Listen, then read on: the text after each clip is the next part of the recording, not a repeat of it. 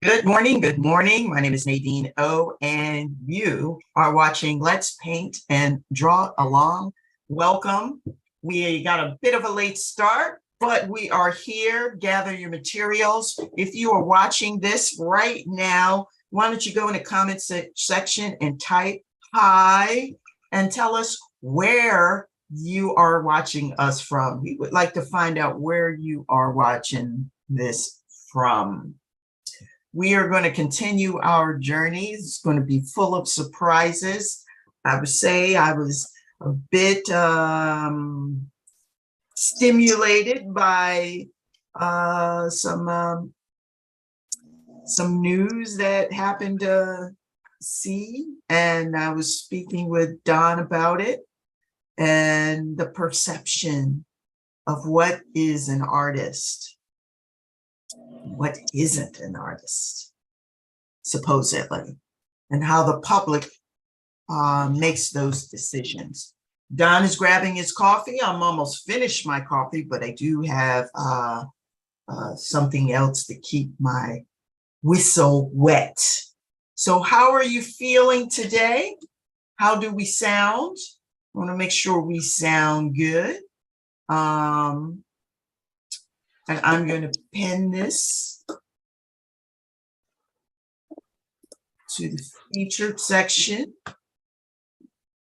All right, everybody, gather your notepad and or your drawing paper or stock paper or whatever you're going to be using. I'm going to be using my sketchbook and graphite pencils. So I'm going to get that together. I also want to let you know that Don has been working on some other t-shirts that you have to check out. That's at DonStephensArt.com/shop. So go over there and check it out. If you forget about where to go, you can go to our description section, and there should be a link there. If you're still not sure, you can reach out to me. Now, if you are not a member and you are watching this outside of our Facebook group, please join our Facebook group so that you can get alerts when we go live and any other things that we might be doing out in public, especially with Don. He appears, he goes out to different art centers or senior citizens facilities, to parks, especially in the summertime. He works with young kids, he works with older kids, he works with middle-aged folks, seniors. So he gets around. One of the things we definitely want to make sure you are aware of is that everyone is an artist and they have the God-given right to keep creating. That's what I'm talking about. You see that shirt right there, it says keep creating. You can have that. Yeah. So definitely, if you can sign your name, you're an artist. So we don't want to hear you can't draw this or you can't draw that. This is about you expressing yourself every moment, every day, 24/7, 365 days in a year. Don is clearing the area so that we can get started. Make sure you have some kind of implement to draw with, that you have something to draw on. In the draw with today. Okay. Because about that graffiti and everything. So yeah. All right. You know what? I got to check something, Don, because I'm barely hearing you. So let me see.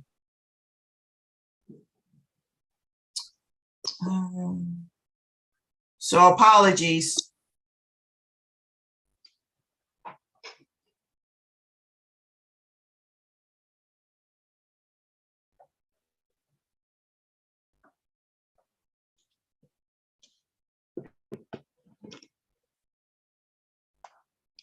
All right, Don, can you hear me? I'm always hearing you. Okay. Yeah, I think my speakers went. It stopped working. So I had to switch. So everyone, thank you. Thank you for your patience. We are excited to take you on a journey with Let's Paint and Draw Along. Yeah.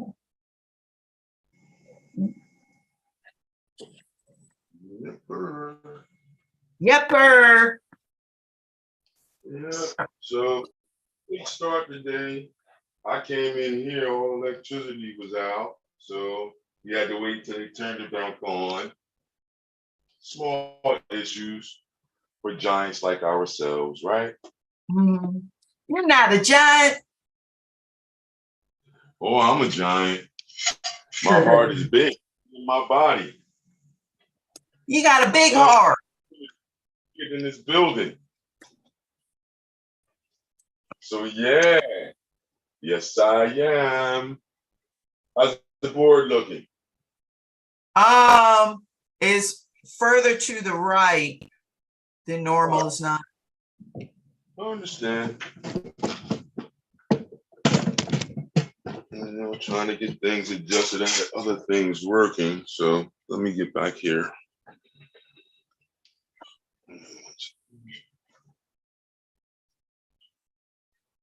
Oh, okay. I see what the issue is. I moved it.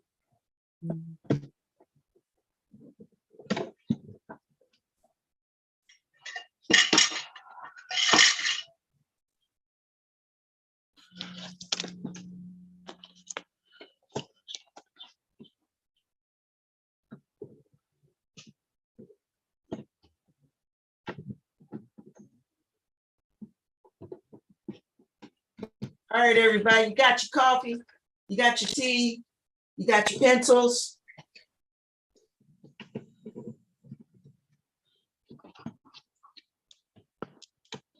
Boom.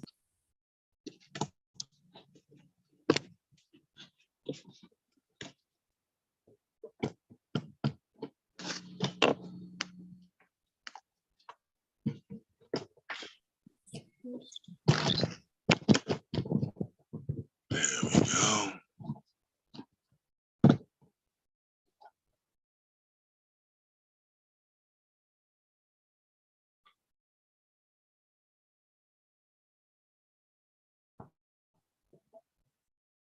So if I turn it the other way, let's see what happens.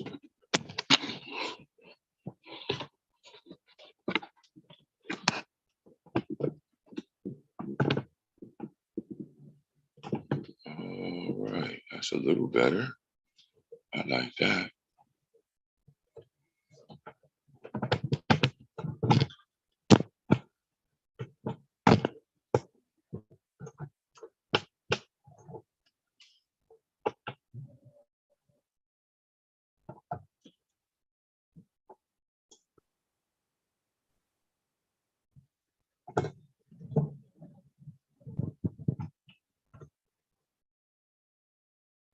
All right, everybody, how's that looking for you? It's looking good on my end. Looking dang good.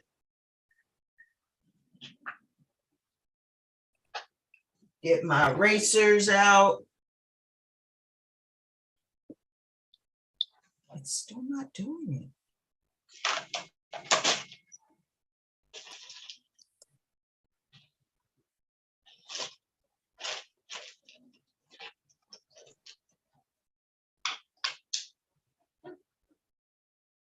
And Nadine, could you hear me when the fan was on? I really wasn't paying much. I'm not sure. Do you want to try to put the fan on? How did I sound earlier? I think you were okay, but I thought I was here. Yeah. Turn the fan back on.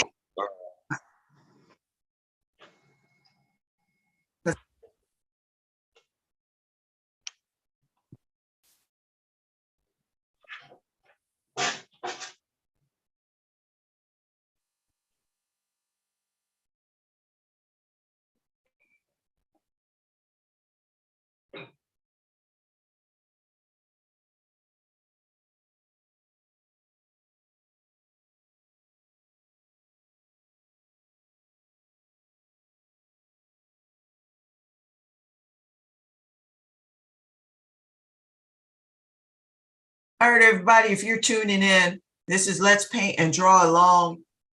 It's a bit hot, so Don's turning on the fan. I hope you're ready to explore. I will put a hit time when we get started for those who maybe want to scroll to the beginning of the session.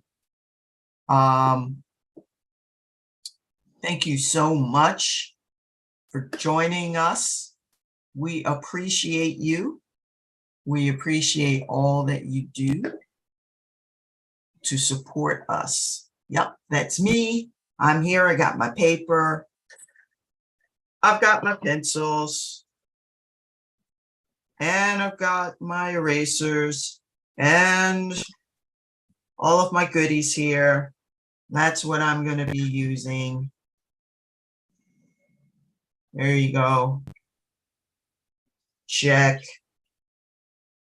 You know, we're good to go. All right. That's what I have. So I'm going to put that alongside. Feel like it's a little dark in here. All right. Go to here.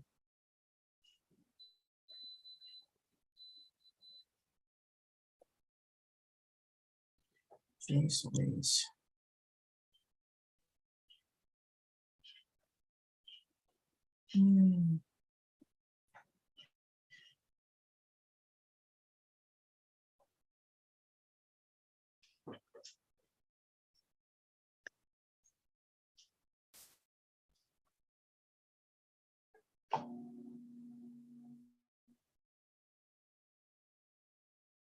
Okay.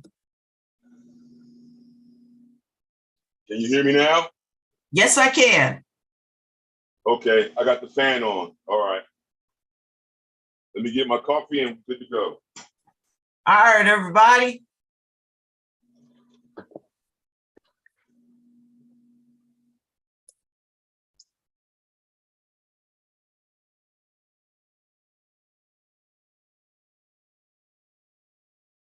Hi, everyone. My name is Nadine, and you're tuned to Let's Paint and Draw Along. We got a bit of a late start. Particulars that were out of our control, like electricity. We all need it. And but we are here.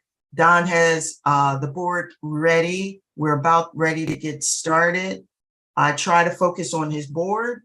For some reason, it's not pinning him appropriately. So I'll try to be silent enough so that you can focus on the instruction, and I'll pop up periodically. Hopefully it's a controlled pop-up. But anyway, it is pop-up art session. And so far it's been a hot summer. I hope that everyone is staying cool and staying hydrated. That's right, staying hydrated. It's very, very important. And it's important to keep creating. It is important to tap into that creative aspect of yourself. But if you don't already have your tools, your creative tools, which is anything that you can draw on and anything that you can draw with. So, all right, Nadine, prep them about already. What you already tell them we're going to do today? Oh, well, you know, okay, listen. I saw Tucker Carlson speaking somewhere. And, you know, I always like to hear all sides of an issue. Well, he started talking about graffiti and how those people who do that kind of stuff aren't artists and that's not art. And that triggered something in me. And I came back to Don because we've had this conversation before, especially for me, trying to understand what's happening when a graffiti artist goes out and creates a mark on exterior structures. And how we can fight for art. It's even graphic art, you know, that That's the why art that kids call it graph for that reason. just call it graph. Yep, that's what it's called, graph. All right. Graffiti, graphic arts, it's all blended in. But keep going, Nadine. You got it. All right. So, all right, Nadine's getting hip. All right, let's throw down. Let's talk about graph and what's happening out in the communities and why are individuals who are artists, I see as artists, feel compelled to create graph everywhere out in public. What is the reason behind it? Why is it necessary? Why should we be talking about it? Why should we even challenge ourselves to create our own graphs? Okay, and that what we're talking about today, humankind has been doing it since the caveman, if you want to say caveman, in the caves, wherever. Ever since you've been doing it ever since we had a notion to tell our day. Right. So why all of a sudden now, I mean, is it because now there's the conflict between the highbrow and the lowbrow? Is that what we're talking about? Always been that, Nadine. So my point is now like AI can do art. And they call that art. And is there creativity in that? Whereas in the question they see, is there creativity in graph or graphic art or graffiti? Yes, it graffiti. is. Graffiti. We're talking about graffiti. I'll put it to you this way. You would want to thank them for all, when you go into the grocery store, everybody, and you look at your bags and all your stuff, I want you to think about one person that you may be trying to get out of your community. So you think, but that's a graffiti artist. Every last one of your advertisements, the graffiti kids who have turned into adults wind up being typographers or font creators. I'm telling you, we're going to go pretty far into this idea or this thought or this misconception on is graffiti viable or not. I got baking powder in mine today, everybody. Baking soda, rather. Gives a nice, or it gives you a pep, and it helps with the circulatory and all that other good stuff. Check it out. Really? Baking soda in water, vinegar, and in your coffee. Check it out. Have fun. All right. So I heard you ask, what is on the graffiti artist's mind? What are they doing? If you really look at it, it's an issue of being abandoned. Ooh. The society like Carlson, he believes that this is dirty when you're doing something like they call bombing. And what is bombing? I'm about to show you. We getting into bombing, y'all. Yeah, bombing is when you have a letter style and you have to be quick. They also used to call them throw-ups. You might see these in some of your kids' notebooks and things, whereas you'll see lettering like this. It's a continuous line. Boom, it stops here, but then now you can go up again. That's an O. You see? Now I'm about to make my N. That will be a throw up. I will put X's or whatever to dot the O's. That's saying Don. D-O-N. So it can be encrypted, but this style is called a throw up. This is what people think is garbage. This is what people think is the problem. This is not the problem. The problem is that this individual wants to be seen and heard. This individual will go out, find a space that's unique, that nobody else can get to, and get there. Philadelphia is known for that. Oh, man, beautiful stuff, too. But that's just one form, Nadine. So that's called bombing or throw up, where you would just go out and put your name up everywhere. So now when you on the MFL, everybody, going all the way down to 69th Street and all the way down to the Franklin Terminal Station, you can look and you will see letters like this. Very quick, very fast. And they're huge too. They're not this size, they're bigger. They can do the whole wall, you guys. So now when I bring that up, we're just talking loosely now. When I bring that up, then what is action painting then? Action painting is using your whole body to make the stroke. That's what Pollock was all about with the controlled splash. Yeah, I wanted to keep quiet for a mic drop right there because a lot of people don't understand that and they don't make that leap. But they're like Tucker Carlson. They'll say that it's worthless without even looking into it. To see that your own heart needs to be with these guys because you have to keep creating, Mr. Tucker Carlson. You got to. I don't understand why you would do that. If anything, what I would say do is put up spaces where people can express themselves freely in the open public. Just a thought, that's all. Dedicate a wall to everybody to write on. That means your grandmama could walk up to it with a paint marker and write her name on it if she wants to. Mr. Tucker Carlson. That would be a good idea, wouldn't it be, Nadine? Huh? It sure would. Yeah, but do you see that throw up idea? Yeah, I see the throw up idea. You know, even when they build buildings, right? And they go and they take the beams. They have people come over, sign their name on the beam. What for? It's hidden in the wall. Yeah, but that's authentication again, just like what the graffiti artist is doing. They want to authenticate who is on this project. Who did this aspect of the project? I need to see your name on here or something or on the paperwork.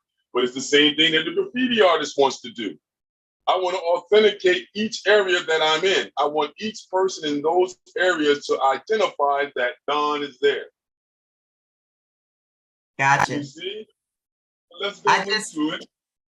I just had a moment where I thought about how when I walk my dog, they always go to different places. It's the same place every dog goes to, and they leave their mark.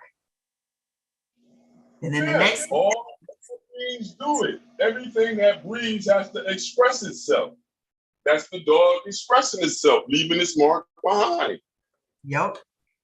This is where the concept comes from. We can go all the way back, to cartouches, Sumerian texts, any one of those potteries that you like to look at, you know what I mean? The Greco-Roman, Grecian, You know, the baskets with the black letters and the black movements on there. Yeah, think about it, everybody. What are those? Those are earlier cartoons, earlier graffiti. They're called cartouches. You look at the Chinese and Japanese lettering style, it's the same thing there. You go into Europe, there's Celtic and everything else, and all the other lettering and symbolic styles that were there, you see it there. Mm-hmm. The other thing about this is that when you're doing graffiti or things like this, you're trying to deal with things in your present day. So what are some other things that you would do? You would practice lettering styles. The main thing in graffiti is beautiful color, if you can get it, because they're beautiful colors. Just walk around Philadelphia and you'll see it. You got to give these young guys and young girls their adapt. They're taking cans, right? Spray cans. Some of them going to art school, so they know, you know, the color theory idea. But you have these rare ones that just know it from going to the store and looking at the caps and doing this a high number of times. So now when they seeing the color combinations, they know which ones to go to instantly because they base their attraction. It's not separate. If it attracts them, it's going to attract you. That's why the best of them succeed, because they're intuitive at that. But let's delve into it a little bit more, because you have beautiful color, lettering, and caricature. Three things outside of being a bandit is, you know what I mean, the essentials of being a graph artist. So with lettering, like say for instance, you have a block style. Sorry about that, everybody. This is the problem when you got too much stuff and thoughts, and almost knocked over my kale, and oh goodness, man. All right, you ready, Nadine? Hello? Yep. Yes. All right, let's go with it. We're gonna write down A, B, C, D, E. We're just gonna start there. Just think about how you would do the whole alphabet. Some of these guys, when you have notebooks and things, just like you see the lettering on the back of my shirt, keep creating. I did that first in a hand style. But what you have to understand is these graffiti artists don't understand. They're not going through it from the idea of understanding syrup and sans serif. You see? So they don't go into it trying to figure out what are letters. They just look at it and say, I'm gonna make up my own letter. So make up your own block letters. Like start off with a block. You can do it with two blocks like so. One this way, and connect from this way. And then put your line in the middle. You have an A. See that, Nadine? Yes, I do. So how would you make your A? Go to B. How would you make B? You can put a straight line there, or a straight little cube, the same thickness as you made the A. Now you can make these little humps. Boom, boom, right? And then put your curve in the middle. Boom, boom. You got a B.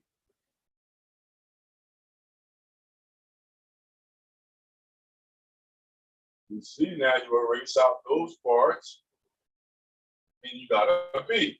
So on and so forth.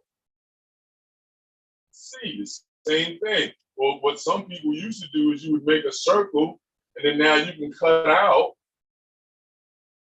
the C in the inside. See that? Now you have a C. How you doing, Nadine? You making those letters? Yes, sir. Yeah.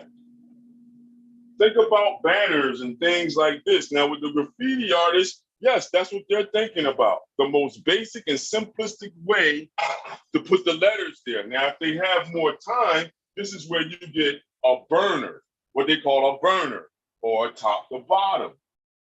This is where they're adding their own little sans serifs, arrows, and things like this to their lettering style. To the point where you have different genres of styles within graffiti. To whereas you see how we just have it saying A, B, C. Now let me take another marker to show you what some people would do, using even the idea of simplicity that we talked about, Nadine. Remember that? Oh yeah, that was fun. Right. Well, watch this. Here's some more aspects of that idea now and how the graffiti artist uses it. A lot of times with this, can you see this real good, Nadine, or should I do it bigger? No, it's at a good size. All right, cool. So now look, a lot of times what people will do is they'll add an arrow. So, oh man, see, I hate when that happens. Ooh, I hate when that happens. Ready to go, and then that mark is not right because I didn't test it out. You know what I'm saying, Nadine? Mm-hmm. All right, so sometimes what they would do is you'll do an arrow and it'll cover that area. You see? Maybe you would do another one where it would come from behind the B. See what's starting to happen? Ooh. I can bring one from the B and come over and fill in this area.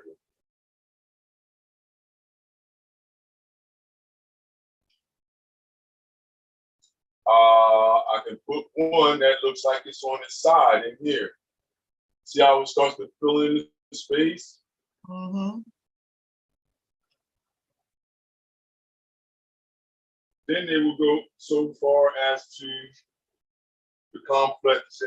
They will start putting designs in the inside. Different circles, maybe squares, you will see reflective looking pieces like it's reflective like glass or something. Any effect, even small arrows in here that will be in different color combinations and things like that. You see what's starting to happen? Oh yeah.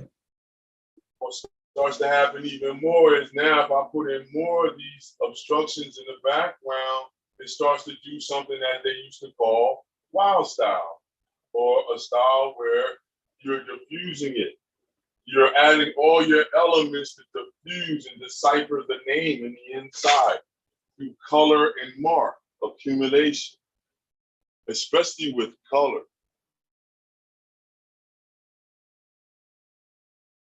See?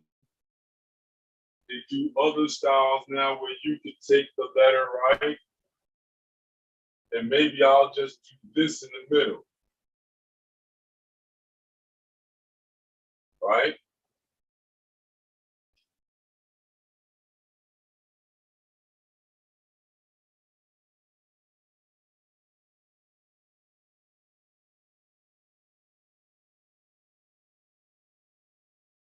See that? Mm-hmm. See how I took the middle of this out, here, here, and here, and put it down here. Simplification. Yep, deconstructive. Now what a lot of them would do after that point is you would come back, and now I'm gonna use the blue one to show this. Now you would come in and say, okay, let me really break this up now.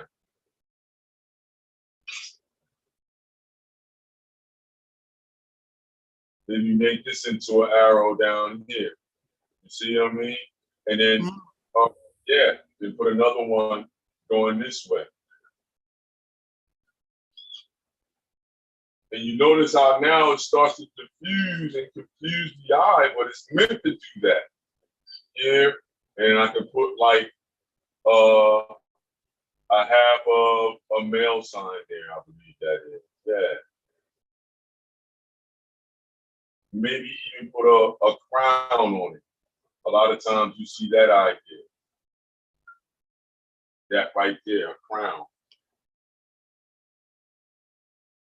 You see how you can still see the A, B, C? Mm-hmm. It clearly here, but you don't really see it, but your eye, after all the movements going together, your brain starts to make you see A, B, C. These are the things that the graffiti artist is dealing with. And then think about it, you guys. These guys are working underneath conditions that's not like how you're working to be able to create. They're in dim light. They're not in light like this, like what I got going on in this basement here. Think about it. When you're a graffiti artist, you really, not unless you're lucky enough, like in Philadelphia now, you can get a commission to do somebody's house, the side of their house. And then that's when you're doing it in broad daylight. They have some areas where graffiti artists go and paint during the day. Honestly. But think about the conditions that they're painting with. And sometimes this is not with paintbrushes and stuff. This is all aerosol, you guys. Really, look around the city. You can tell the difference when somebody is using a brush and then they're using a can. And you can see the beauty in both. And then you have some artists that use it together when we consider the mural arts now, who's the major subscriber of graffiti artists. And Jane and those guys can tell them how important graffiti art is. True, it's an issue or a problem in every city. Why? Because it's human-based. We have to express.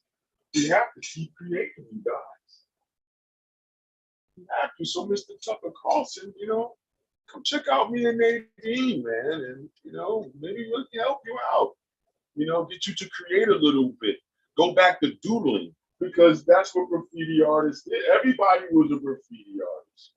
You just decided to stop, and you didn't want to take the risk of going out and painting the town red, as they say. Right. Each city has its own type, but it's all within the same idea. I must be seen. I must create. I must express. I'm human. Even if you look at some of the sci-fi movies, like Demolition Man with Sylvester Stallone and Wesley Snipes. They had scenes in there that even with them doing this whole pristine society that they had going on with no violence, they still was able to put up bandit artwork with computers and stuff, and the cans would come up out of the ground and spray this place and then go back in the ground, and then the anti-graffiti stuff would come out and clean it off. So that's letting you know that even in the future, you're gonna have to deal with that. We have concepts and ideas of it. Why? Because everybody knows as a human being or anything that breathes, you must express. You have to express. You have to. And all the sci-fi movies, you see it. But when the one you did on the bottom there, it made me think about how even like when you look at cartoons, superheroes and stuff like that, when they start doing designs for the outfits and everything, yeah, it's taking it a step further. It's not just saying, oh, I'm just going to use the regular font on the typewriter.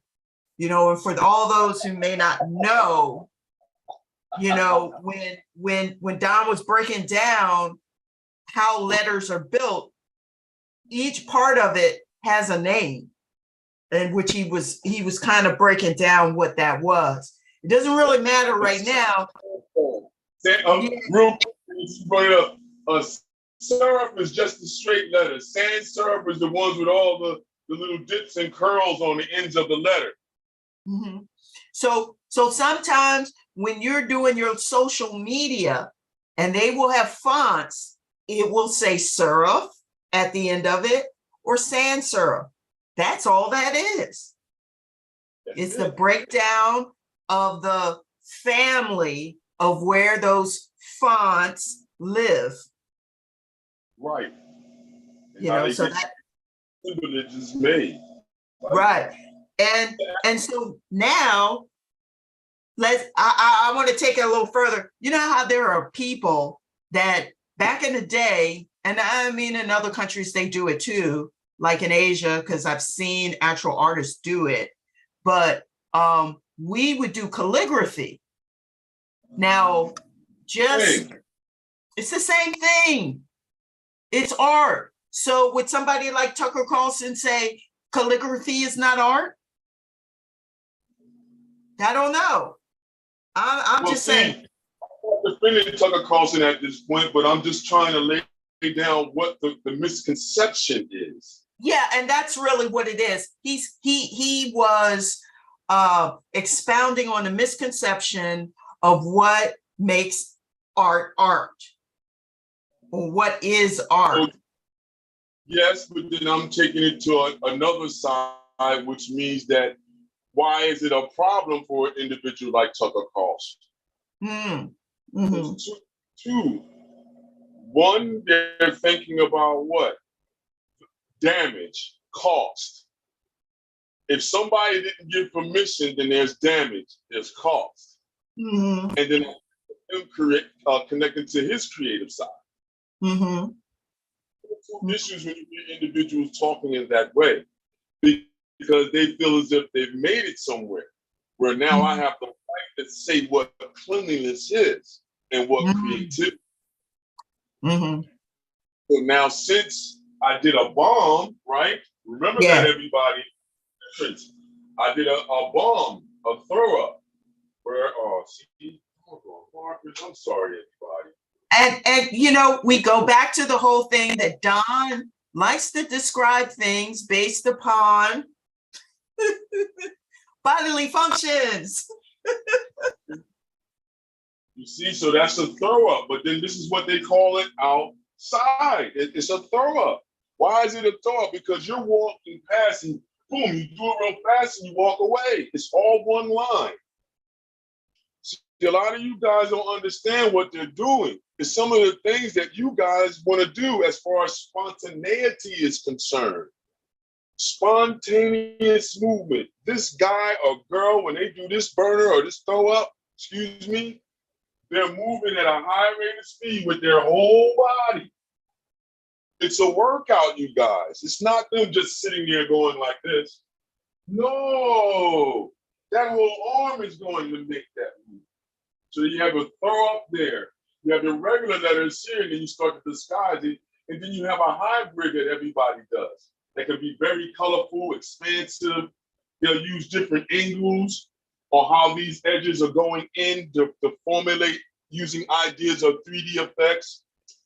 A lot of this, they started using the ideas of the Mexican muralists and mural work, meaning that how do you transform a space? How do you make a box seem atmospheric? Now, if you look at a lot of your Mexican muralists, they were using these ideas. If you go deeper into the idea of illusionism or illusionist art, then you can see where they grasped a lot of these ideas. You got to remember, really after 79, a lot of the artists started going to art school. Think about it now. That's at the end of the 80s, that's when they got the computer together to give you your first Macs and everything, which led into font creation. You went from typefaces to fonts. Mm-hmm. The graffiti artist that was going to school at that time and going on the street being abandoned, New York, Philadelphia, Chicago, they started getting jobs as what? Graphic designers, package designers.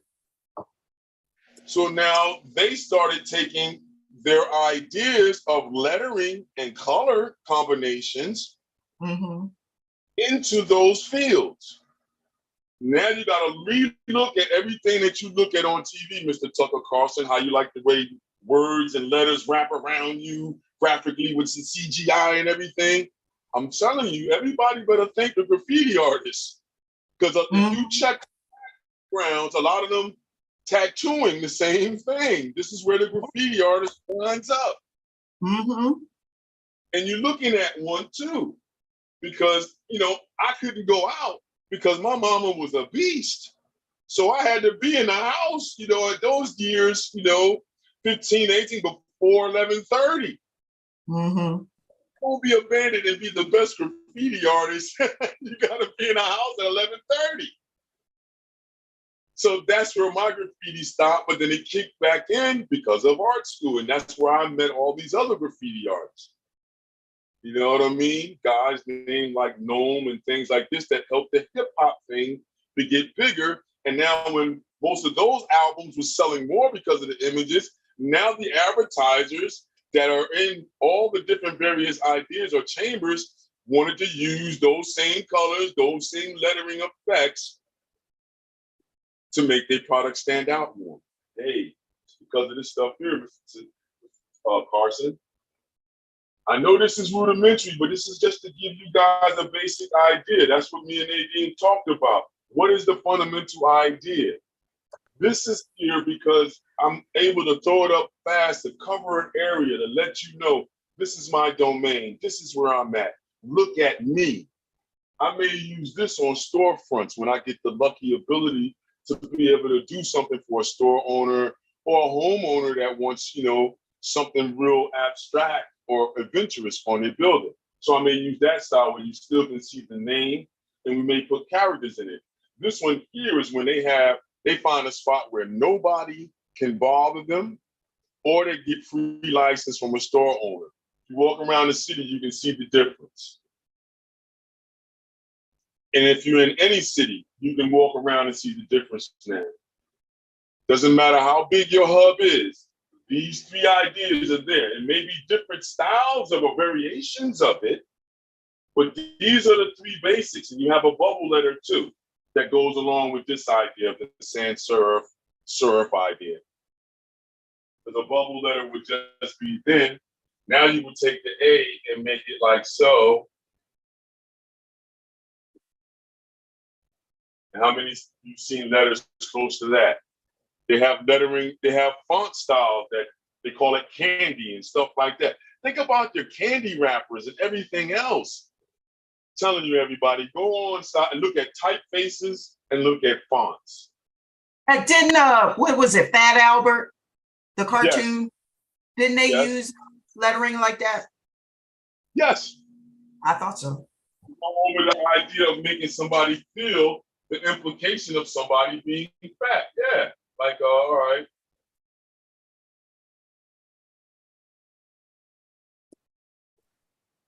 And then now, so now you see the word fat, you see? Now what you could do too is you can do the old school, put a dot here, and now make it 3D if you wanted to. And now all we would do is just connect the humps, the curves.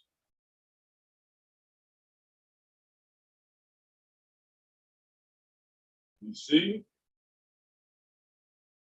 Yep, there we go here. And now that will be there, that can be there. And you still have fat in there. Now I would erase away all of this, and now you would have your quasi 3D effect. Or your drop shadow effect, as they used to call it too. They call it that too as well. Whereas if I do the red line, this is all coming from graffiti. Now they would do a drop shadow here. It's almost like an echo. And it would stop there. That's a drop shadow where everything is registered and it moves over. You used to have to do that on a photostatic machine. Now you can do it on your computer, no problem. You see, all this stuff they would figure out, like, look, if I take this A, I'm just using the basic letters so it makes it easier for us to transition to understand, Nadine, okay? Yep, got it. I put the dot here. If I put the dot here, this is another way of making your effects, 3D effects. So then that means that every corner or edge will go to the dot, like how we do 1-point perspective. And then now what you would do is what? Determine the thickness of your effect. So then now you would come back in and you would darken up how thick you want it to be.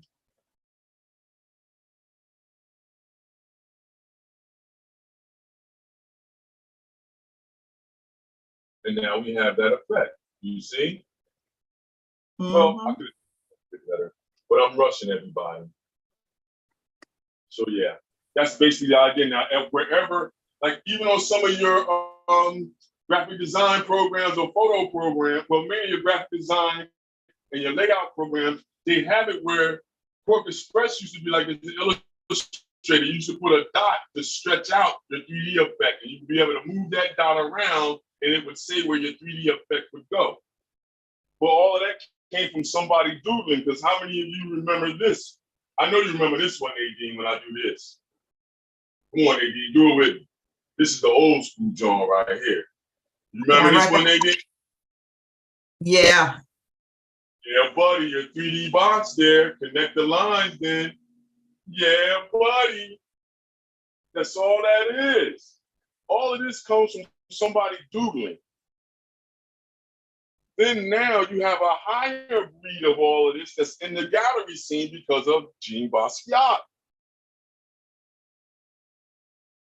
Or Jean-Michel Basquiat. You know what I mean? Somebody told me to say it that way in the museum. I just say, you know, Basquiat. You know what I mean? You know I would be saying Basquiat. Put a little country in it. Yeah.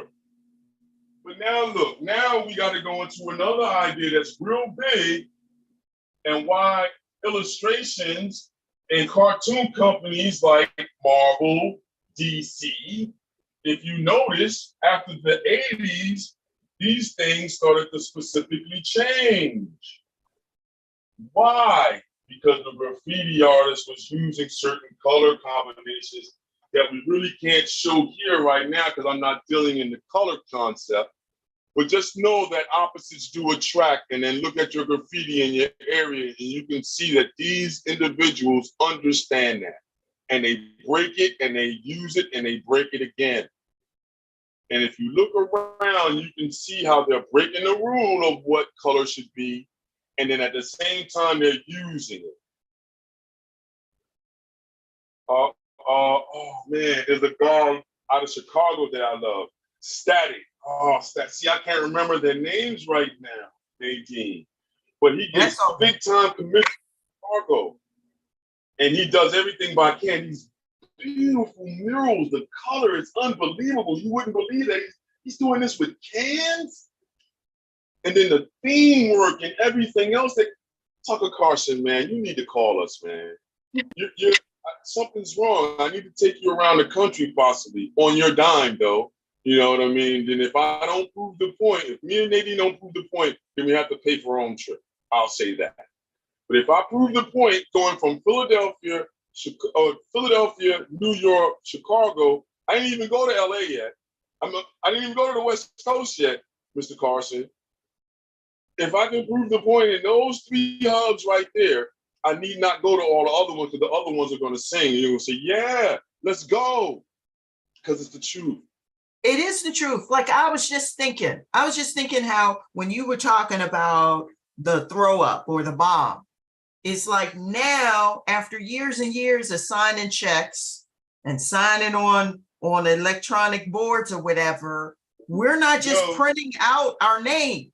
We've got some kind of signature that we continue to use. And now you can go to a comic store or some kind of convention, and you are going to pay for some public figure's signature on an item.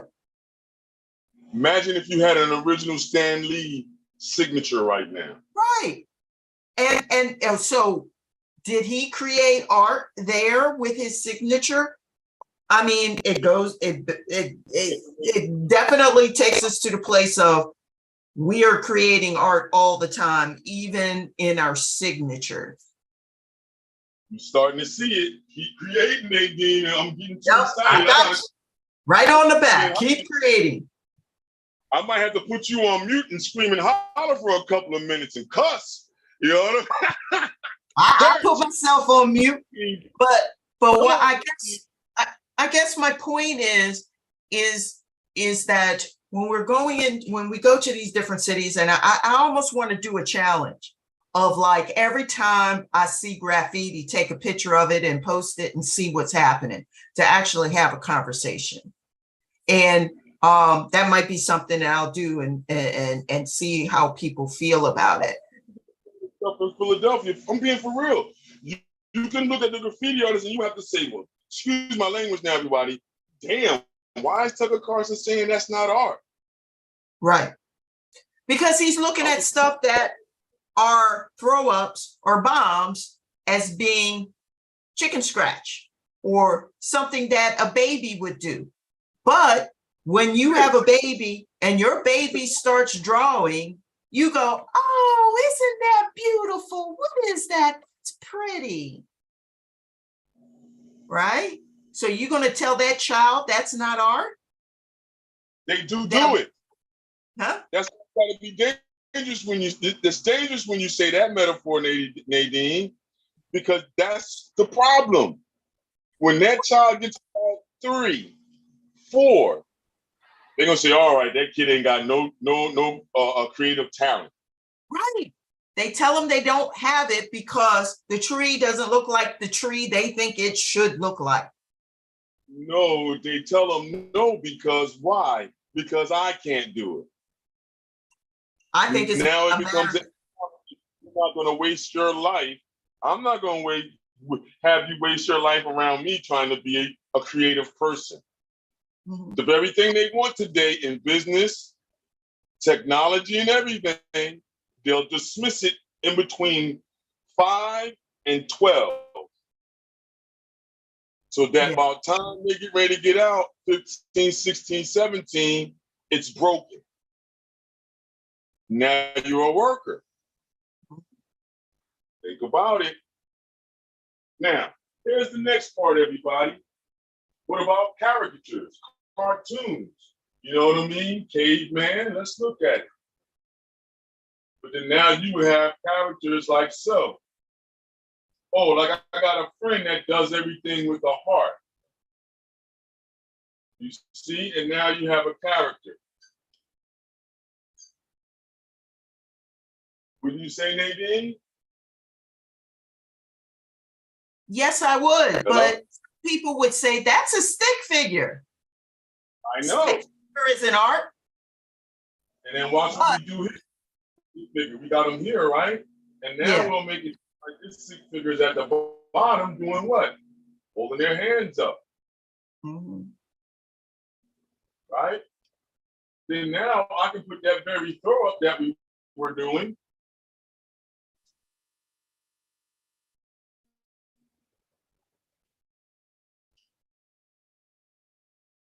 And then put this hand right in the middle of the end. Just like so. So with a couple of stick figure characters, I just added another element to my throw up. You see that? I do. I do. Do y'all see that? Yep. Now, this is what a graffiti artist is doing when they're thinking about space. They're thinking about making an impact, and you can use a basic character like how you would see how a caveman would use to explain emotion of the day. Because think about it.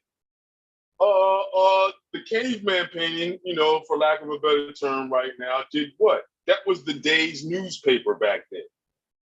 They didn't just go to the wall and say, oh, I'm just going to put my name on it. No. See, that's where people get it confused. That's when they start thinking it's just frivolous and it's damaging and it's not doing or showing anything. But just like the cave people would think, or earlier man was thinking in that state, being in that environment, how do I tell that my brother got ate by a bear? How do I show that the spring was coming and I'm watching the animals run and I'm following the animals? That rudimentary shapes like this one right here. So it starts with basic doodling like that. And then how to put it together to make a cohesive idea. These are all the elements as far as what you're concerned doing artwork is concerned with when you look throughout world history and mankind. Yeah, this is symbology again. I started throwing this up outside everywhere. Everybody would start looking at these stick figures and guaranteed you within by next summer, I would have all other artists putting some type of stick figure in their piece. That's the nature of man. That's what happens with trends. Right. And branding and all that other good stuff. Yes. Now you can see why it accelerated because these thought processes was put in there. some of these guys that wasn't very effective at this or thought they wasn't or didn't have the backing from their families, you see what I'm saying, their friends, they went into other industries with this thought process. How does less make more and all this good stuff in a new. And if you look around and go back, just 10, 20 years, you will see how this stuff gets into the marketplace and how it's utilized. Why do you have all these art schools, Mr. Tucker Carlson? Is it just to learn academia? I don't know, because if you look at the art school scene, they still having a problem with telling you the truth about whether or not the world is what shape it is based upon observation. So, yeah, this is what I'm saying. So, Mr. Carson, I think you're putting your mouth in the wrong direction. Maybe you should become an advocate rather than a nuisance to the situation. Because really, that's terrible that you would want to cut off everybody's creativity because you have a disliking and you have a understanding of public degradation, but a misunderstanding of creativity. So is this bringing down the community or bringing it up?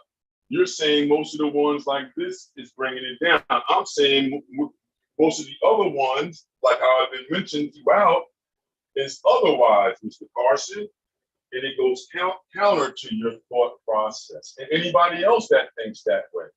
If you think that way, there is no mural arts then. Think about it, because in art schools, they're not pushing them to be muralists.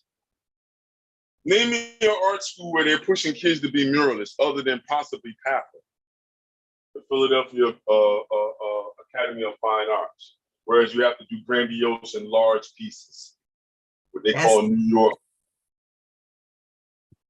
Yep, I agree with you. Yep. See, we try to just. I'm sorry, Nadine. Say what you're saying. I'm sorry. No, that's so true. I mean, without mural arts and other organizations, maybe across the country, We're number one, Philadelphia, as far as public art is concerned. Mm-hmm. Throughout the check it, everybody. Everybody comes to Philadelphia because of that. That mural program, those murals all over the city. Tucker Carlson had his way, we wouldn't have that because you would put the graffiti artists in jail or put heavier fines on the graffiti artists for trying to express themselves. I do agree. They do pick the wrong places sometimes, right? But it's in public. I want everybody to see it. So if I do a cornbread and I put it on a tarp that's, hundreds of stories up or hundreds of, feet up in the air, and get my name on a tarp that's supposed to be covering an area that's burnt up in City Hall, and Mr. Rizzo has his people look across, and then when they unfurl it to cover it, they see cornbread was here, you know what I mean? Whoa. How are you going to get the world to see you? That's what it said to me in high school when my aunt sent me the paper. That was back in like 83, 82. And I had made my mind up to go to art school. My aunt sent me that paper because she already moved down to Willingboro, New Jersey. Mm-hmm. And in the letter, I wish I still had it. In the letter, when she wrote, she said, well, how are you going to get the world to take notice to you in your presence? Powerful. Thank you, cornbread. Yeah. So then look, let's move on to this other idea of what graffiti has to offer to the world and why we're saying what we're saying. It's the whole caricature idea, cartooning, cartouche, Like if we look at it once again, you would have, just to do a basic character, you know what I mean? You would have a cartouche character like that, possibly, you know what I mean? And then we would say possibly that person was dancing, possibly. You know what I'm saying, Nadine? Yep. Then in the graffiti world, that could be a character once again. Now, the other character that everybody's waiting for me to do is based upon what? Facial features and basic shapes. How many times have you seen back in the day graffiti characters that look like Bugs Bunny and all the earlier cartoons? Just that simple, like a Mr. Potato Head almost. Mm-hmm. Look around your city and you'll see characters like that, and then you'll see more human-looking like characters, where they'll use the actual face and a jawline of sorts. And then now you may see drawings like this real basic.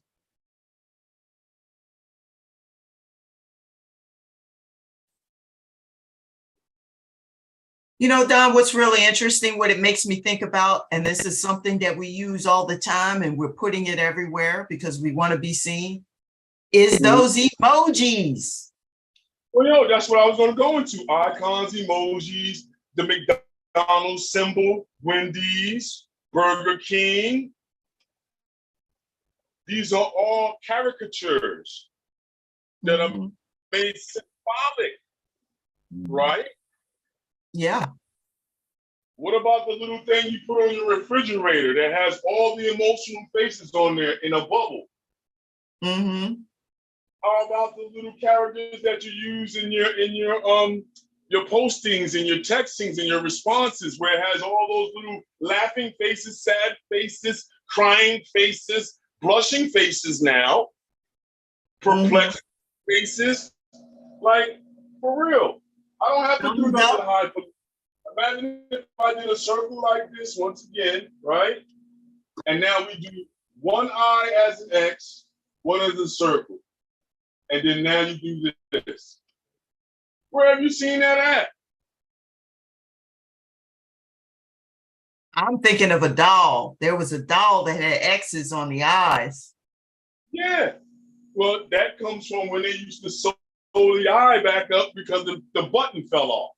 Remember? Because that would be a button.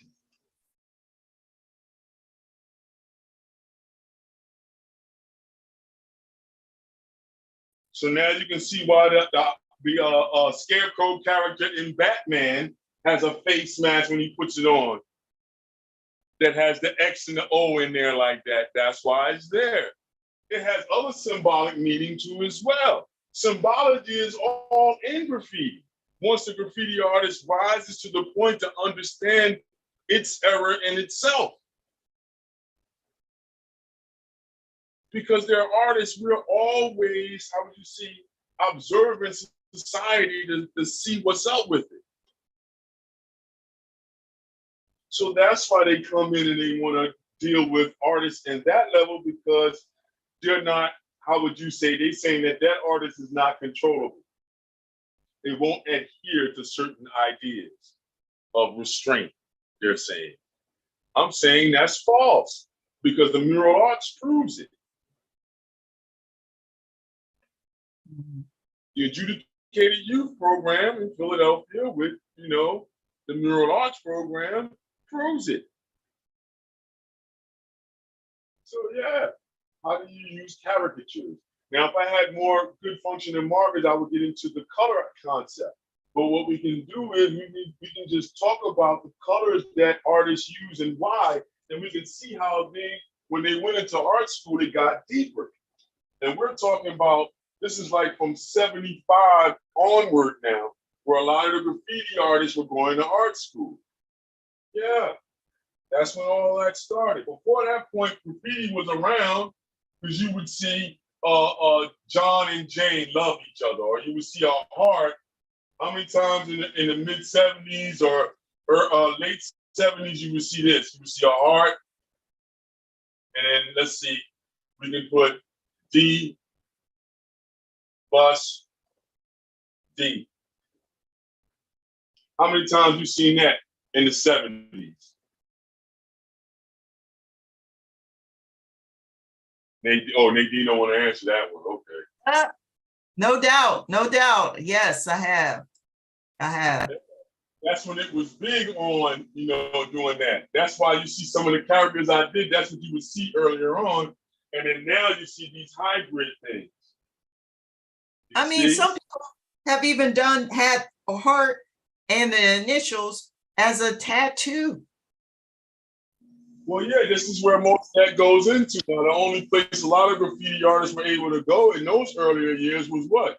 The bandit lifestyle. What's another bandit lifestyle? The tattoo artist. Yep. So now, okay, I go from one bandit zone into another bandit zone with my same skills. Like I taught in prison. So the guys that would do art in prison were the guys that had a pretty cool lifestyle in there. Because if you really could draw with a ballpoint pen, oh man, you're drawing people's letters for them. Mm. They'll give you a picture of their girlfriends in the most rudest, position and say, yo, can you draw that for me? And I'm gonna put it in the letter so I can send that to my girl, my wifey. I see it with my own eyes. Yeah, that's how big expression is, man. You can make a way in any situation. Think about the alchemy they do. All right, come on, let's talk about this color. So what I do is I put things in a circular format, but I use circles. That's going to be red, yellow, blue. The triangles are secondary, so I point them towards the circles in between. All right. So then now you have what? Red and yellow makes orange. Blue and yellow. Sorry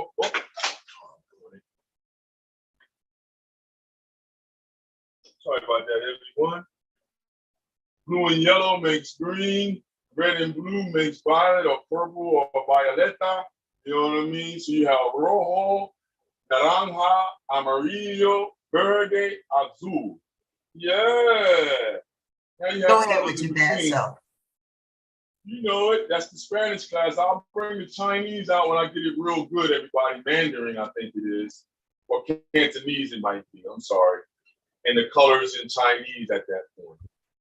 It could be Mandarin or Cantonese. Right, yeah. But, these are the things, like, even if I know these colors and those language systems, they appreciate that. They go, wow, you really, yeah. But anyway, let's look at it, everybody. What we have now is what we call a color wheel, a quiller wheel, Don's wheel, however you want to say it. But directly across, you have your opposites. Opposites. Opposites. You see, even with the yellow-green, blue-green, blue-violet, red-violet, red-orange, yellow-orange. Those are tertiary. So the circles are primary, the triangles are secondary, the squares are what they call tertiary. All right, we ain't even talk about black and white. But what the graffiti artist does a lot of times is they go for direct opposites to get their impact.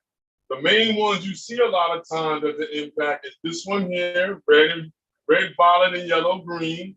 A lot of times you'll see them use orange and blue combinations. These are combinations that they use you can look for in the street. Yellow and violet, you see as combinations of opposites. You see a lot of red and green as opposites in different variations. The very, very best of them start going in between these areas for color. So say, for instance, you have a yellowish color that falls in between yellow and yellow-orange. The best accented is to possibly have a subordinate of a blue-violet going towards blue. You see what I'm saying? As a possibility. You see? Because you want it to have impact. So what happens if I fill the area with that yellow-orange and then I have blue violet or blue highlights or blue, how would you say, subordinates? Not really subordinates or helpers or other actors in your play. So then you have a primary, which would be what? Not a primary color, but your first color of thought would be the orange or the yellow-orange, right? Then you would come across and say, what other colors can I put with it to bring more interest to the orange? It'd have to be one of these colors in between. So say, for instance, if I was going here, like how I was saying here, that means every color going that way through there to here is a possibility. Same thing here in this quadrant. All these colors are open to me. Even the colors here. Here, all these colors in between here. That's why when you see those color wheels, that's what you're seeing. You're seeing all the interference colors based upon the opposites attract and what those colors are. So you can use them with what? Black. Well, they use a K for black in the graphic designs. K for black, white, and a lot of times you'll see gray expressed this way. That doesn't mean no. That means, gray, because one side would be black, one side would be white. That would be considered gray. You see? So before you even get to mixing that way, you see a lot of graffiti artists just with the straight cans. And they'll know it from looking at it, they'll take a yellow, orange, or yellow, and then they'll come right across and get a blue or something like that. But they're not looking, a lot of them, at the color wheel. They're going from experience. How many cans did I get with those particular blues and it really worked out where everybody was talking about my work? Oh, I got to use that combination again. Maybe I use that fire engine red, you know what I mean? Mm-hmm. Opaque with that other, you know what I mean? I would say the other ones that's like a glaze, a blue that's a glaze that I can put over the yellow and have a nice effect going. This is how they're thinking. How do I get the permanence of these colors to react in the space so when people see it in the daytime, they're gonna go crazy. I bet you. They're gonna love my, I'm telling you, as soon as they come past it, yo, bro, I'm telling you, I listen to them talk, I hear their energy, their fire, their love. It's the same fire that I got. That's still there. It doesn't go nowhere. They love me and I love them. I love all you guys. Don't think that we don't learn from you. I see all those colors out there, Alois. I just bring him up because he got the one in the airport with Will Smith, the new Will Smith thing. He gets a lot of contracts and commissions now. He's working through Bridget Mayer gallery. You see what I'm saying? And if you look at Bridget Mayer's gallery and some of her artists, they're dealing with pure mark that comes from the concept of graffiti or urban art. Hey, Tucker, man, you better go talk to Bridget Mayer. Don't you think, Nadine? Maybe you need to go talk to her and she'll break it down to him like, come on, Tucker, you made an erroneous, ignorant statement. Why would you do that? Mm-hmm. You should have just stuck with the economic issue and how do we solve individuals damaging public spaces without permission. Right. Maybe that route. You know what I'm saying? Maybe you're trying the country, maybe you leave one or two of those banner places open like they started doing in New York where you can write on those and nothing. Mm-hmm. And then they come by every now and then and black it out or rip it out and then you can go right back to doing it again. But that just that human beings need spaces where they can freely express. Mm-hmm. That's what's under attack, freedom of expression. Because why else would he say that? Because it has to be looked upon in his eyes that this stuff we just talked about. Like, I'm gonna write down the dates again. If we look from 75 through to 85, and then look what graffiti has done in that period, then go from 85 to 95, now you really can see. This is the money era right here for graffiti. Mm-hmm. And toward artists, that's the Bill Cosby and everything going down, right? Where everybody's making the seriographs and the lithographs and you have the urban artists going into that arena of prints and limited edition prints. Oh yeah, it's a big thing with that. Look at October Gallery for that and all the artists that they deal with that were part of that cusp during that time from 85 to 95. Because this is the whole That's the money era. This is the money era for the street artists and the self-taught artists and the ones that was trying to break away from the art school idea because, you know, they didn't want to just be teachers when they got their degree.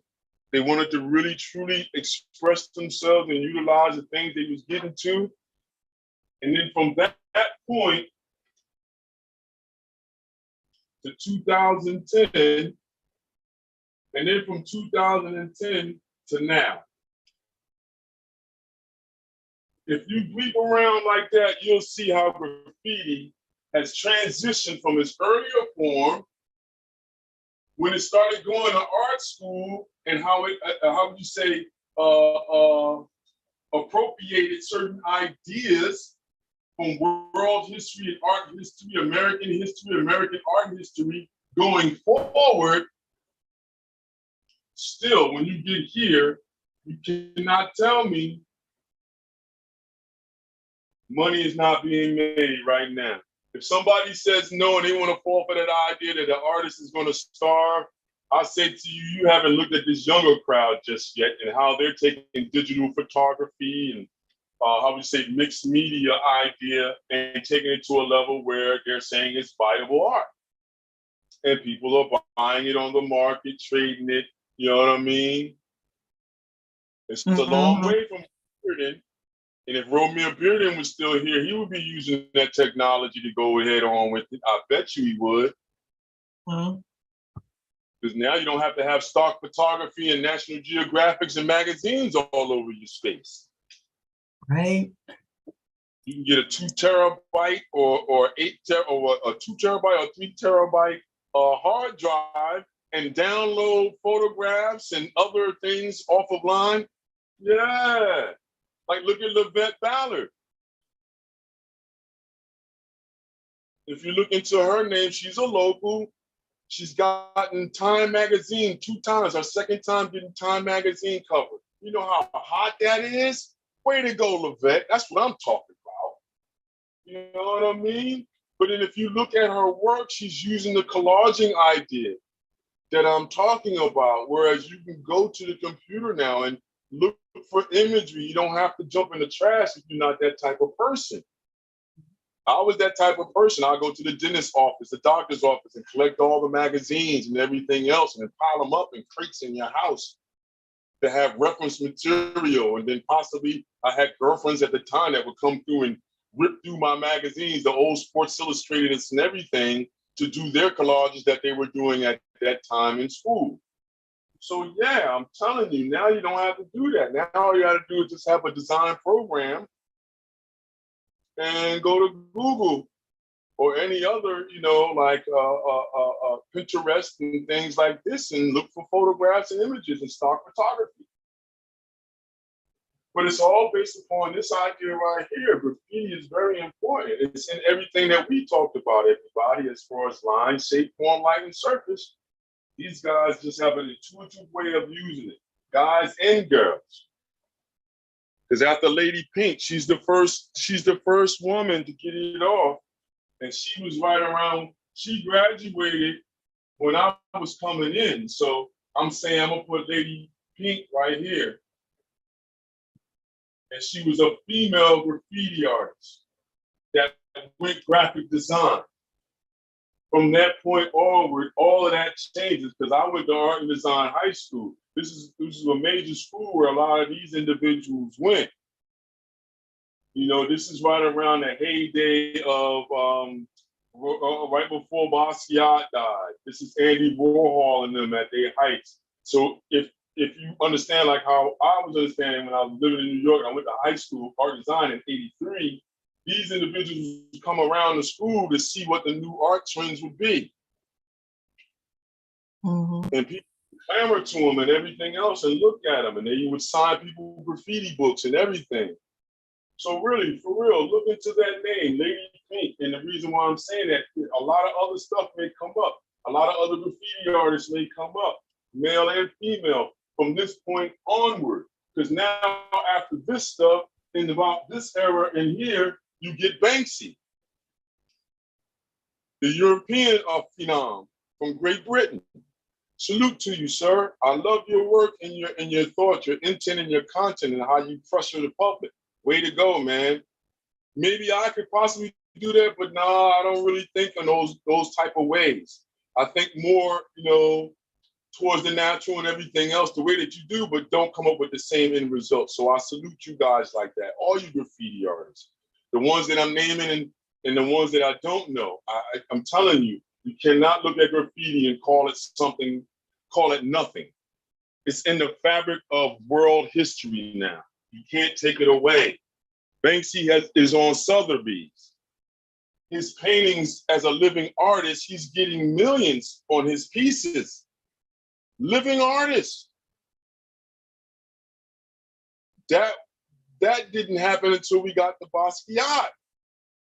Mm-hmm. And his predecessors, who he was going against, the European males in America, that were getting millions for their pieces, living artists. That's when that term got real big. Because it was unheard of for a living artist to get those type of prices other than Picasso. Yeah, let's really go back and see why you talk. And then it did not Picasso use like what? A quasi-graffiti idea or style, yes or no? Yeah.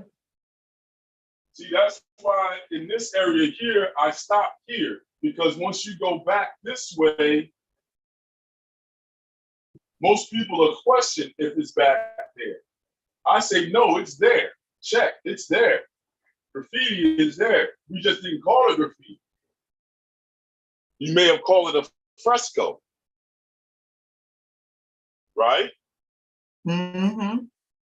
But you didn't call it a mural. You would call it a fresco. It would be a large piece. When did they start calling them murals? I don't know. That'd be a good investigation for everybody. When did they start calling large-scale pieces murals? Was it during the Spanish-Mexican, Mexican enclave coming in, doing the forge and all the elite that time, doing their buildings and everything? Is that when they first started calling it murals? Or did they call them murals in the Greco-Roman period? When they would do a fresco or they would do the mosaics. You see, were they called murals or was they called mosaics? I don't know. When did the term mural come into play? That'll be cool for everybody to research that. To try to understand it. But then all of this is in there. Everything we talk about in graffiti, line, shape, form, light, surface.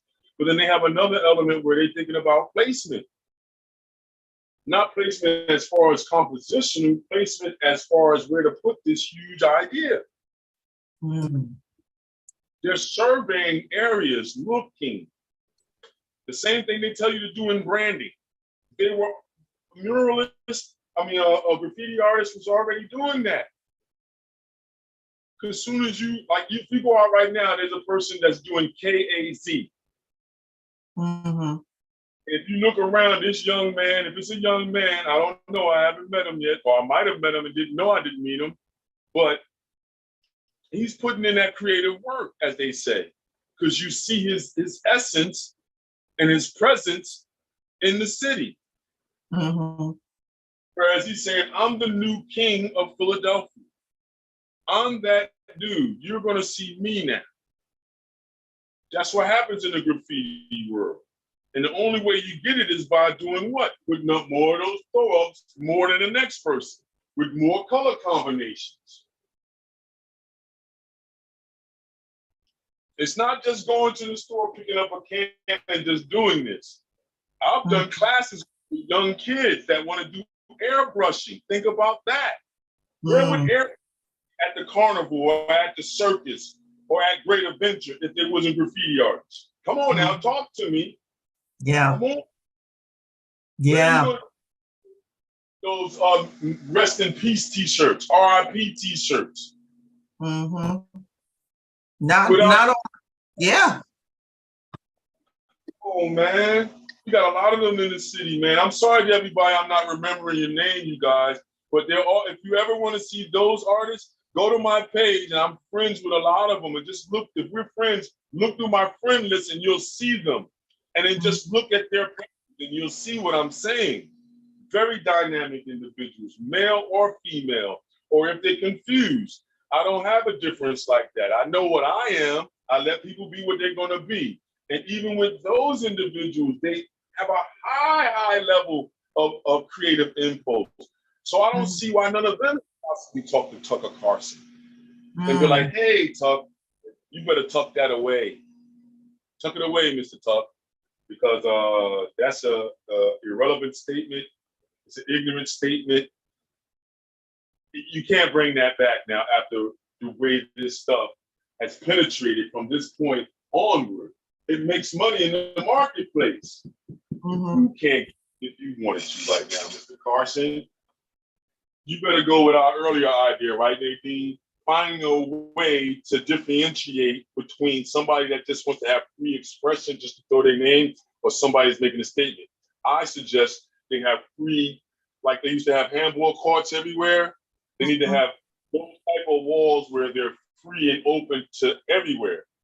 You know, maybe one, you know what I mean? Or maybe a wall, especially in the inner city or right around your major hubs like Wall Street, City Hall, downtown Philadelphia, the Market Street in Chicago, these major areas. Maybe you should have from that point out, maybe 2 or 3 type of walls where people could, you know, leave their statement behind.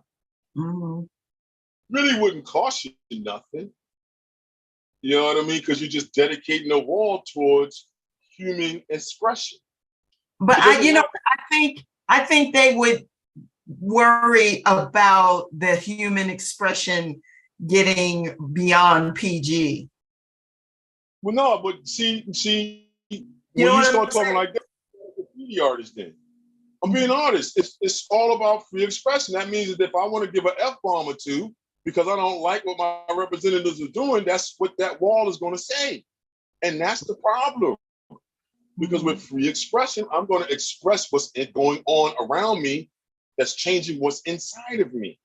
And now I'm going to regurgitate it out and put it on that wall, and you're going to have to deal with it. That's what they do. They don't want us to have free expression. I know, and that's why they're going at graffiti. That's why he's the first one to open his mouth like that. To start that idea of trying to get it under what they believe is under control. Because they can't deny this factor right here. After this point right here, and after this point in here, major money has been made. It's infused into. You can't have a movie without some of the typography and fonts that they made. You can't have cornflakes, Cheerios, Frosted Flakes. None of that. None of those packages would be without that graffiti. Why? I mean, we wouldn't have logos. None of it. Well, no, we would have logos, but we wouldn't have them the way that we have them now. Right. Would we have emojis? Yes, we would have emojis, but they wouldn't look as cool as they look right now without the graffiti artists. To the point where if you go to certain graphic design departments and art schools, they're infusing this graffiti idea in computer graphics and computer generated imagery. Some of the best students in that are color theorists now. That's a new lane. They're digital colorographers, as somebody told me. That means that they get hired to go into all those big time movies you're going to see and make sure the color corrections are so, for lack of a better word, perfect or precision that you won't be able to difference between outside and inside. Yeah, they have editing programs. So if you, like for me, I'm a video editor, they have sections that just deal in color correction, which is the painting of the color, you know, to make it more dramatic or dull or whatever. And that translates over into gaming, especially. You know. Now that you said that, you would not have gaming without graffiti.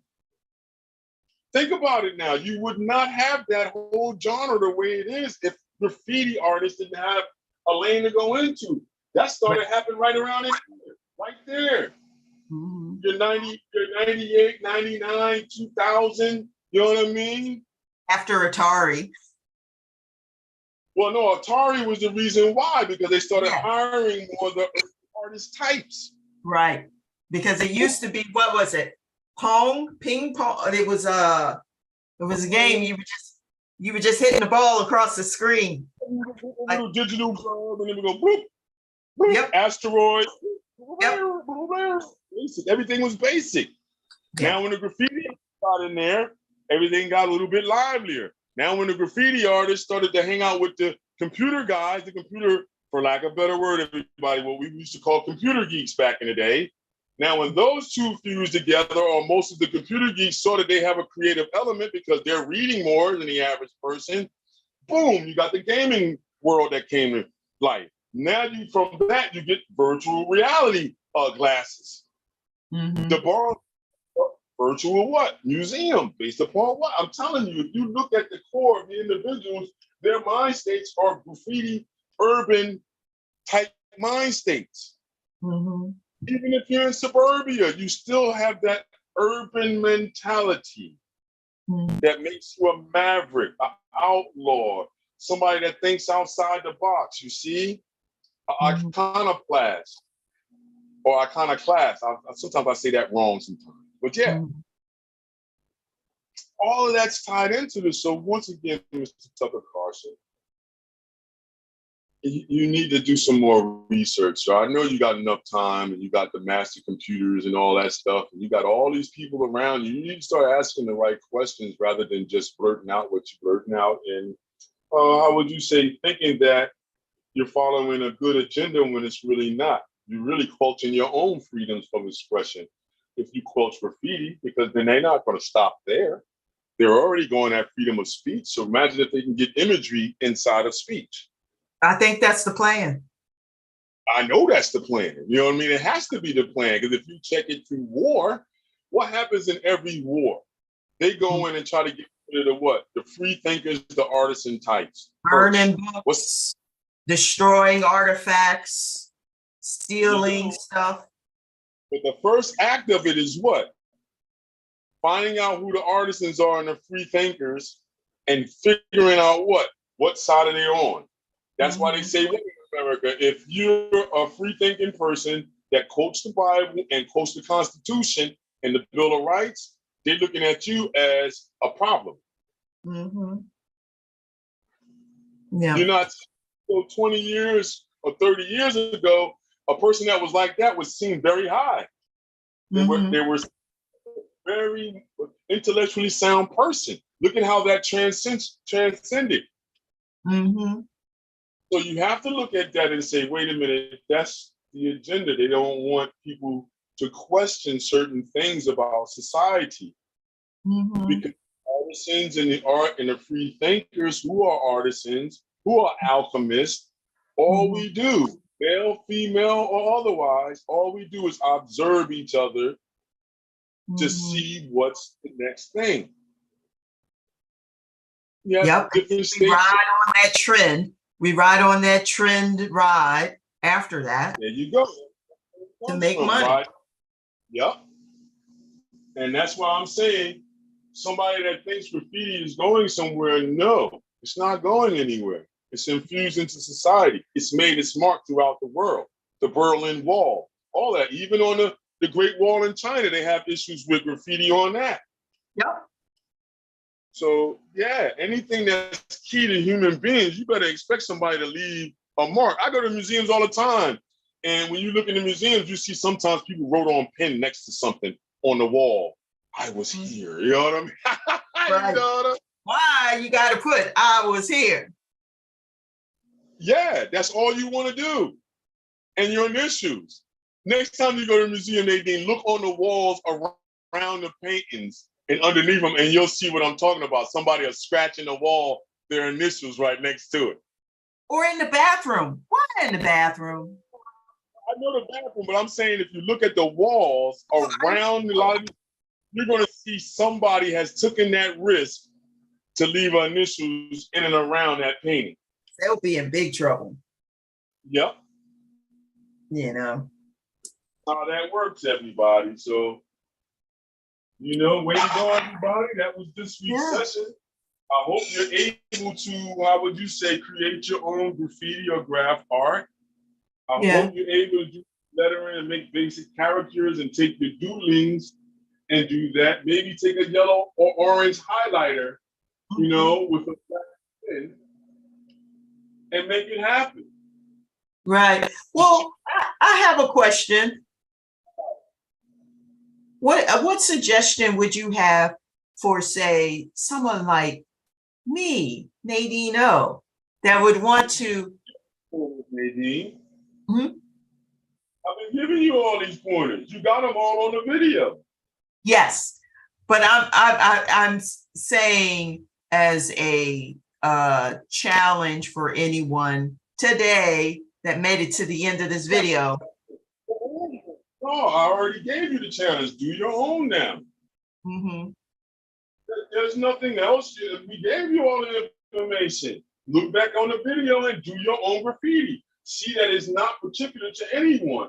Take it and make your own styles. You have basic lettering styles. Come in and make your own, like how we did in the beginning. Okay.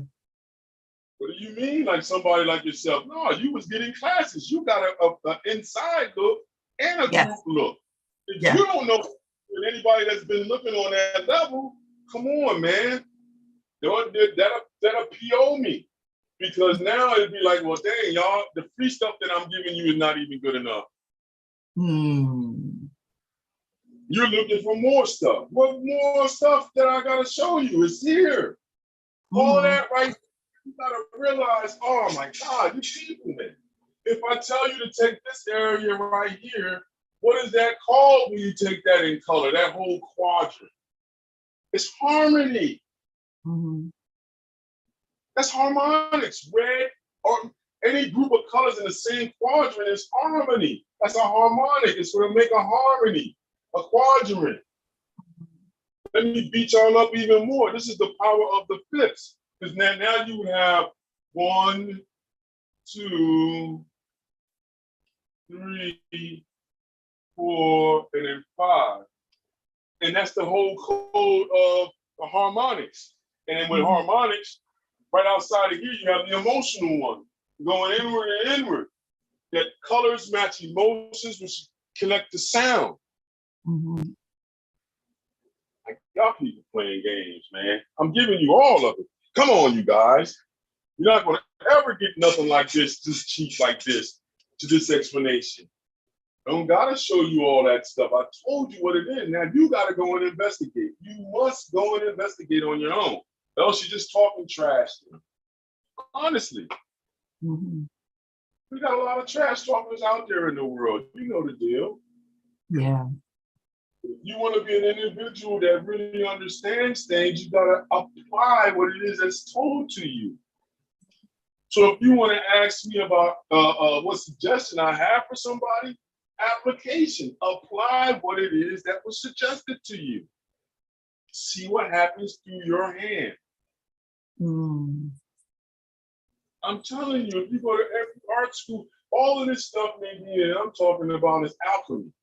All of this stuff is all the fabrics and the sciences that you know. Basic shape. I do, oh man, look, I can go on for hours like this. If you look at basic shapes, I can put these shapes together like how we did last week to make it seem like it's a street scene, but then also it can be what? A motherboard. Where they use geometric shapes, they use sacred designs and sacred symbols. They use platonic forms on motherboards to be efficient. Sacred geometry, everybody. It's all in art. I try to tell my friends that want to be all into alchemy and metaphysics. I tell them, I say, then go to art school. They say, why? I say, you learn it, but then you don't. What I mean is that in art school, you get all this stuff, But if you don't ask the right questions, they'll leave you right at the beginning point. Right. If I show you the spiritual, the metaphysical, and all of this, and you didn't ask, I might lose you. They're saying, I need your grant money.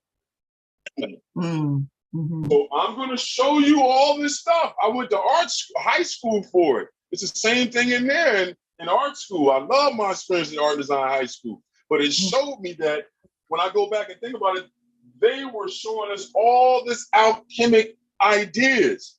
But if you asked the right questions and you had the glaze on your face because you just wanted to draw like me, then you wouldn't see that. And they wouldn't bother to express that to you.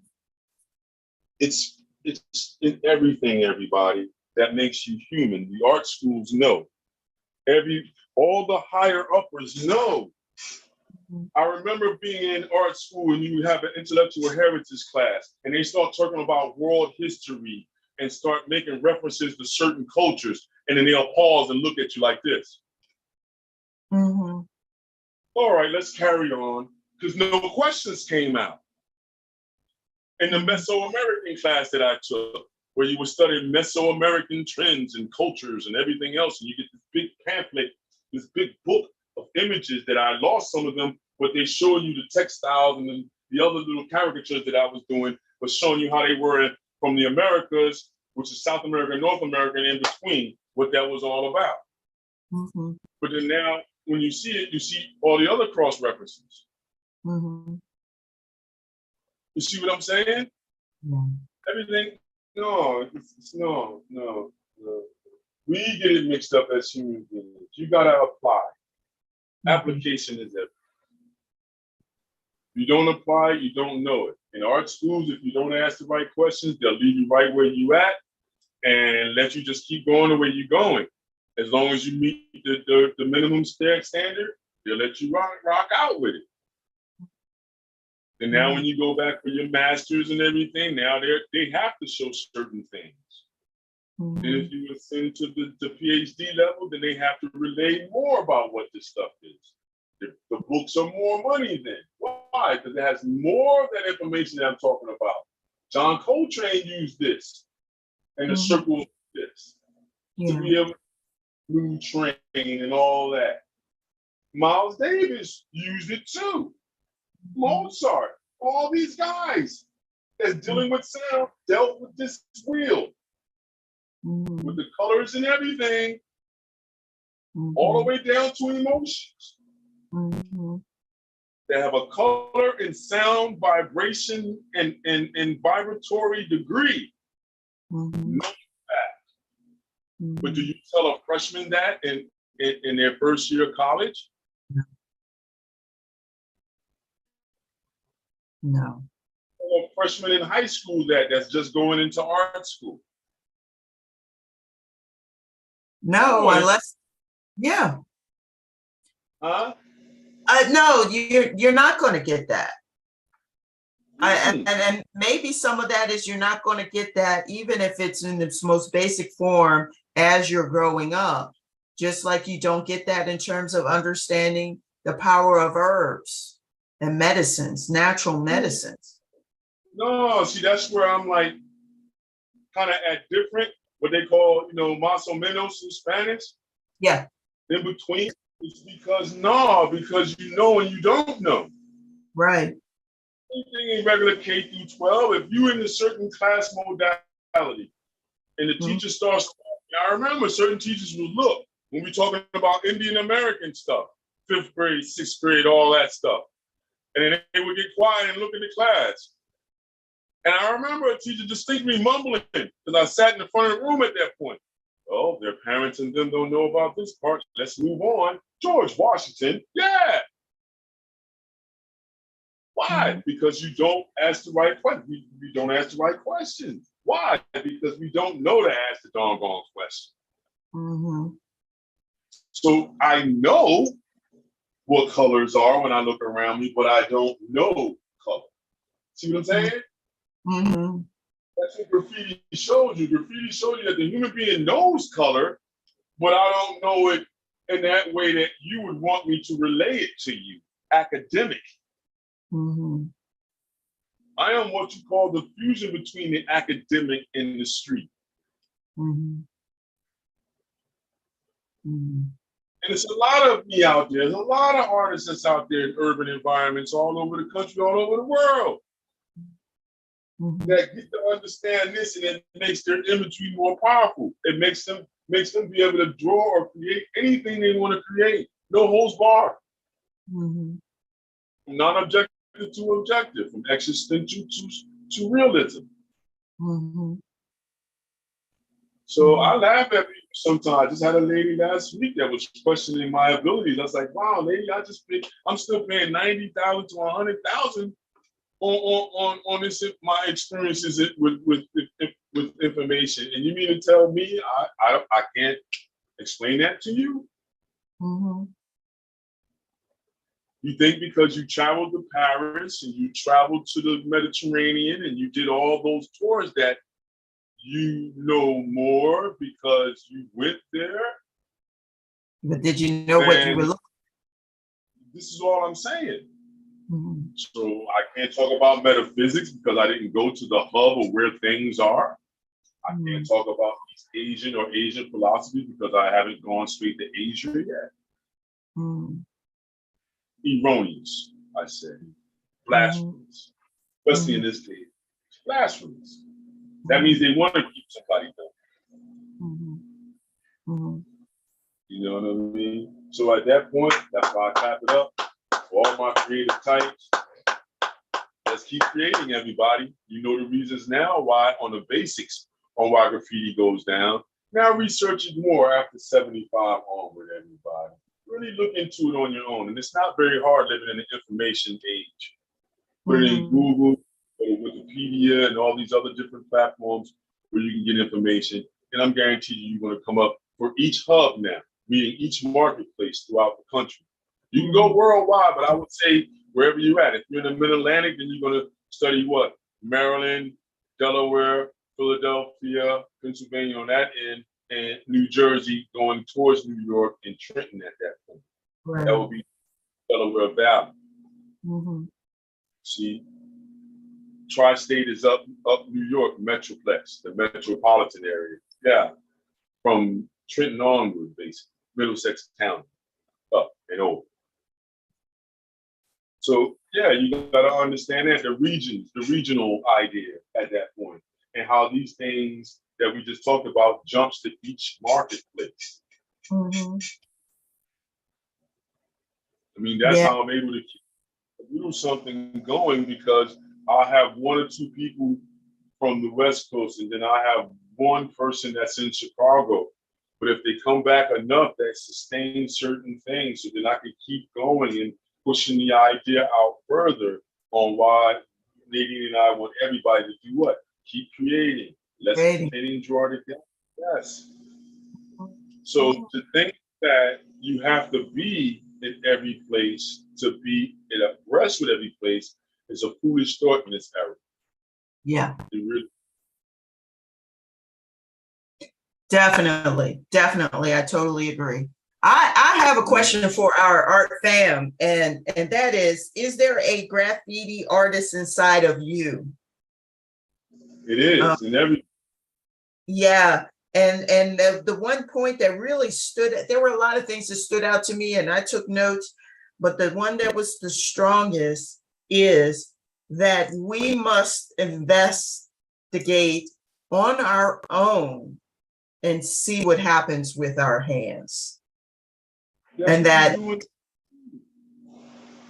yes. Like everybody with us, that's what you're doing. We're challenging your eye and hand coordination. You're in your environment. You're not in the room with me. If you was in the room, it'd be totally different again. You can ask anybody that was in the room with me. Most of the things that we do online here, I don't accept inside the brick and mortar.